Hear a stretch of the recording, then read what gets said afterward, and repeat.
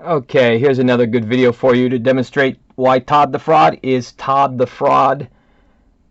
It is about his status memo and just the myriad of ways you can demonstrate very easily that, in fact, he is committing perjury and being sneaky. So I'll get on with it.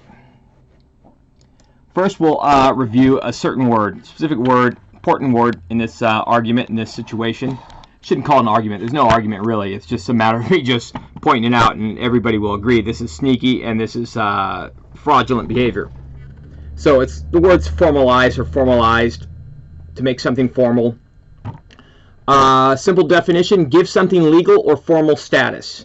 When it says legal status, that's the part that we're paying attention to here because it's relevant. Here we are with the status memo from Todd the Fraud. This is out on the 5th of May, just this year. Now, Todd the Fraud says, oh, this camera is acting up. This screen is not liking it.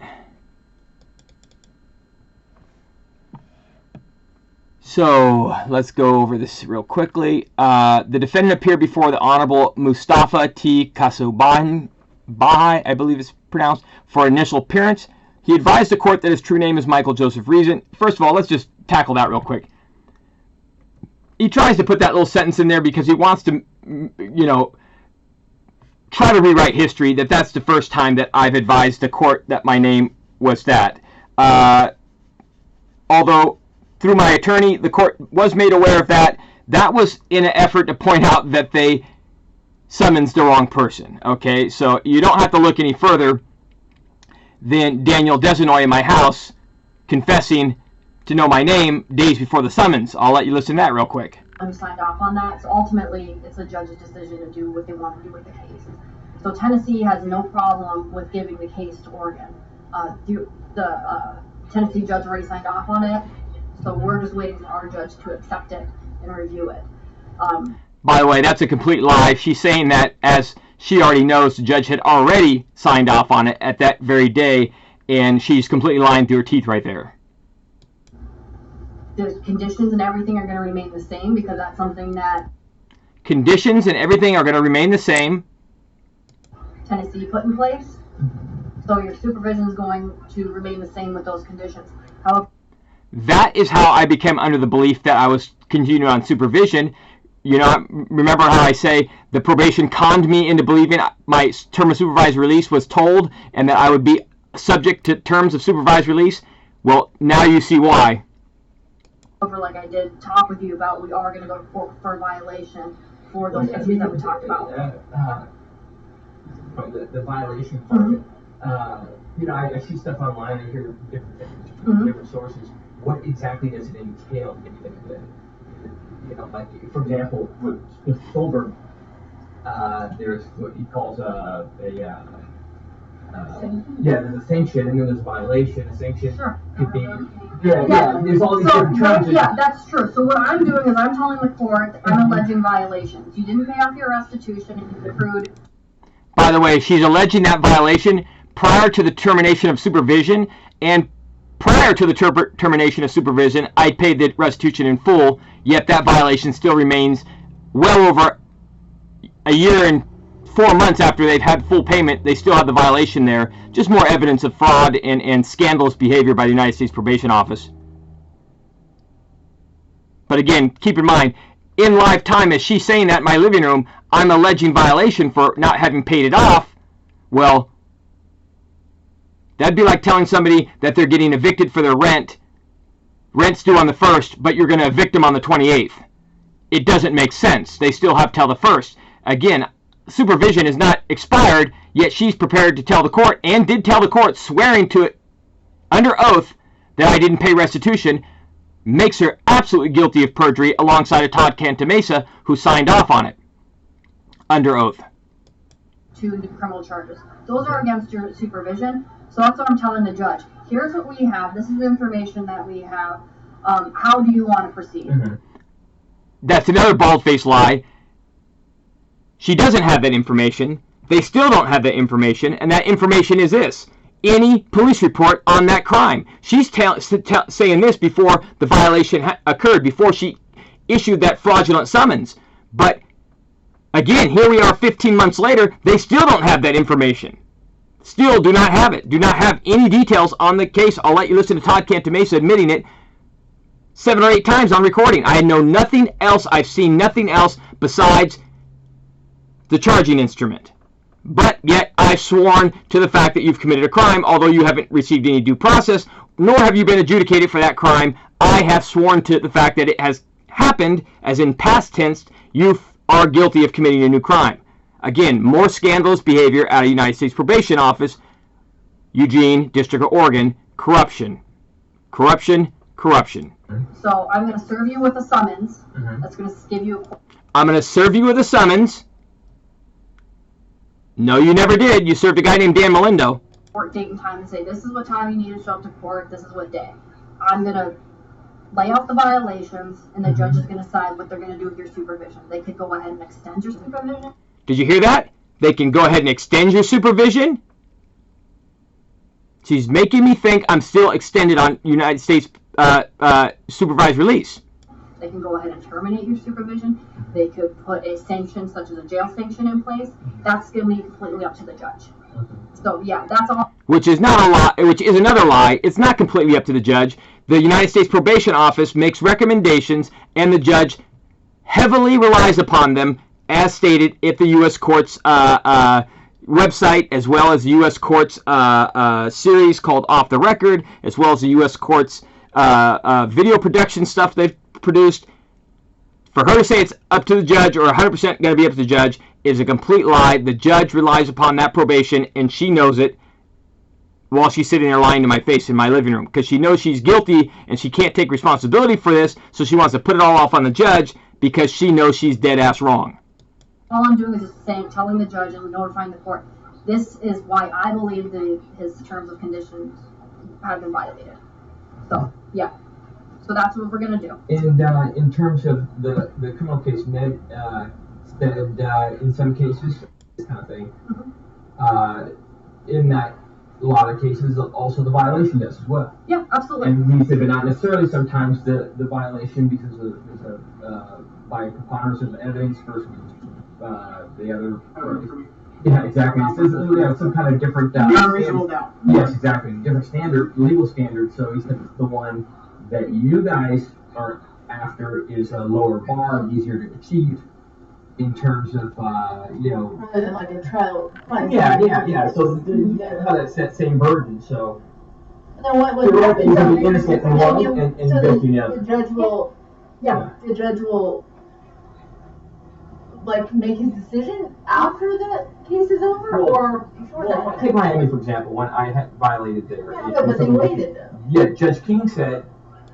It's fine. It's just, your case is set to term soon, so I need to act on this quickly. I need to tell the judge this is what we have going on. So that's what we're doing now. The other thing is, that happens a lot. The judge will be like, we're going to wait until this gets teased out and at the state level. And that's fine. It's just, your case is set to term soon, so I need to act on this quickly. I need to tell the judge this is what we have going on. The other King said, listen, I don't want to even see this until that case is resolved. Yeah. And that happens a lot. The judge will be like, we're going to wait until this gets teased out and at the state level. And that's fine. It's just, your case is set to term soon, so I need to act on this quickly. I need to tell the judge this is what we have going on. Now, did you hear her say, your case is set to term soon, I need to act, I need to tell the judge quickly? Well, the ironic part about that crazy statement she's making right there is this. The violation she's talking about, the violation she's filed, I told her about it 8 months prior. 8 months prior. Listen to her admit that right now. She says, your term's about to expire. I need to act on this quickly. That's why she summons Dan Melindo. That's why she does all of this. Because she's desperate to get me violated before the expiration. And it's just literally a week away from this point. So that's what we're doing now. The other thing is, Ben said, there is a what do you call it? It's incumbent upon you to notify the court of a Class B violation with I forget the term, what did you say? Now, I'm telling her it's incumbent upon her to notify the court about a Class B violation within a certain time frame. The law says within a timely manner, the United States Probation must tell the court, does not have discretion, but they must tell the court in a timely manner about any violation that could yield the defendant greater than a year in jail if he were found guilty of the allegation of the new state case or federal case. So, of course, state case is what pertains because the judge would be aware of a federal case. So, listen to her as I confront her. Hey, you had to tell him in a timely manner. Here you are in my living room saying that there's, time is of the essence because you have an expiration date of your supervision coming soon. But again, I told her 8 months ago. 8 months prior to this, I told her about that.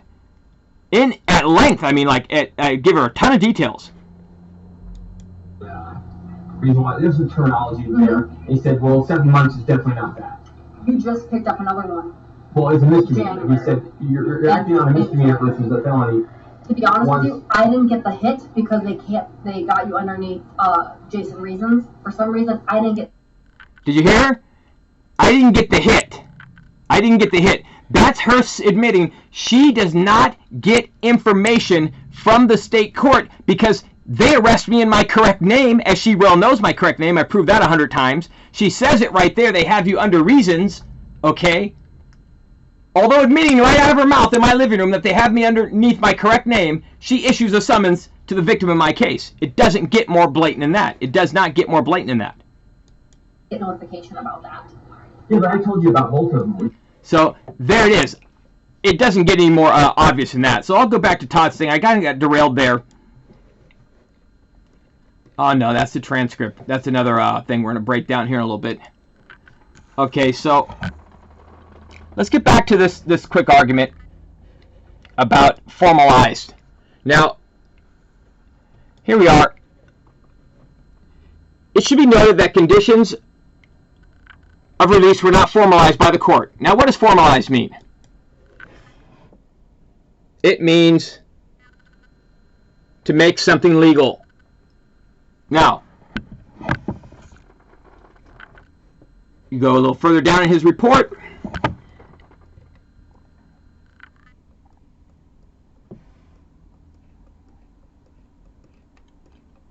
And what does he say?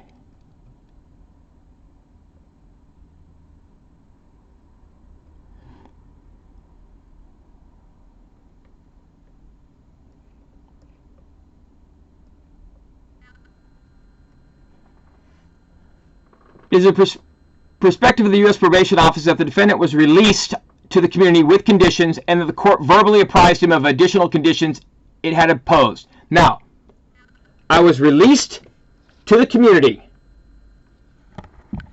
Another count of perjury.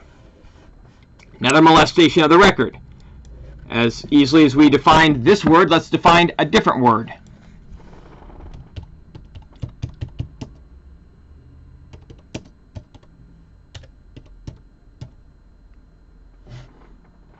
Here it is, released to community.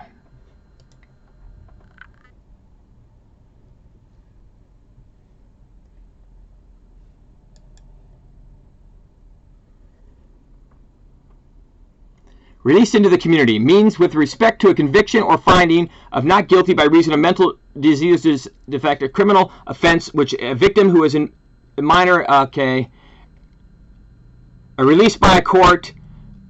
Basically, everything you're going to see about that phrase,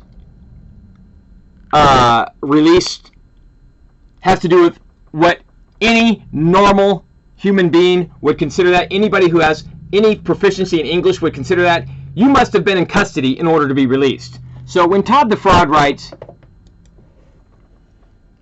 he was released to the community, he's lying. He's lying. There's no other way besides this being the act of Todd the Fraud and him getting this Roy Herrera involved in his fraud, who digitally signed off on this fraud that is being committed. Roy Herrera, Assistant Deputy Chief, released with conditions. Now, you heard him up here already confess within the same document. He already confesses up here. It should be noted. Let's get this covered here. It should be noted the conditions of release were not formalized. So what does formalized mean? Hate to do this to the audience. I'm not trying to insult your intelligence, but it means to make something legal. Without it, it isn't legal. It's not binding. It's not something that is in effect.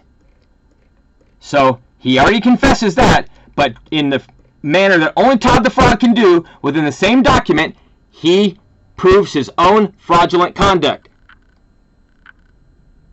I was released with conditions, and he wants to hold me accountable for them and say it's his perspective, you know, basically arguing that I should be put in custody. Should the court deny the defendant's motion to dismiss, his failure to comply with the directives of the court have been reported to the court and should be addressed accordingly. Should the court find that he has violated the conditions set forth to remain on release status, whoa, release status, conditions set forth, released with conditions, wait a second. Doesn't Todd the Fraud already acknowledge up here that there are no conditions? We're not formalized, they're not in effect, they're not to apply, they're not to be considered, they're not formalized. There is no informal conditions of release. Furthermore, as I already stated, I was never released. I was given a summons to walk into court. I did, and I walked out of court. From the free world, I was never in custody, not even for 2 seconds, not even under arrest. He is absolutely committing a fraud and committing slander, libel, for even printing such a document for the entire world to see. This is a court document for the entire world to see that says I was released, that says I had conditions. This is defaming. This is fictitious. This is fraudulent. But you see what the basis of this is.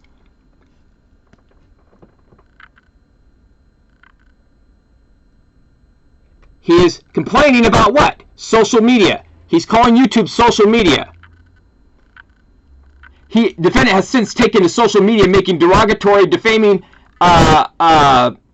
disrespectful and slanderous comments about court staff and his own attorney. Well, I'll say this to you, Todd the Fraud. If you find yourself having been slandered, file a suit. I would love to have you file a suit. I would love for Charlene Pugh to file a suit. I would love for any of those scandalous bastards over there at that court that commit fraud as easy as they breathe to file a suit. File it. Let's have this out in the open entirely. The problem is, you never will, ever file a suit. None of you will, and I'll tell you why. Because you know I'm right, you know what I speak is the truth, and furthermore, you don't want any more publication of it. I have not said a single thing that I have not substantiated that very moment I said it, point blank. Todd Cantamessa, on the other hand, as I just pointed out, is a notorious fraudster. He commits perjury as easy as he breathes. He should not be trusted. And if there was one honest prosecutor in this entire district, one honest prosecutor, he should be in cuffs. If this person was honest, he'd arrest Todd Cantamessa for the evidence I produce of perjury. But he's not, clearly. So Todd roams the streets, prepared to lie against the next defendant. That's what's going on here, people. Nothing more complicated than that.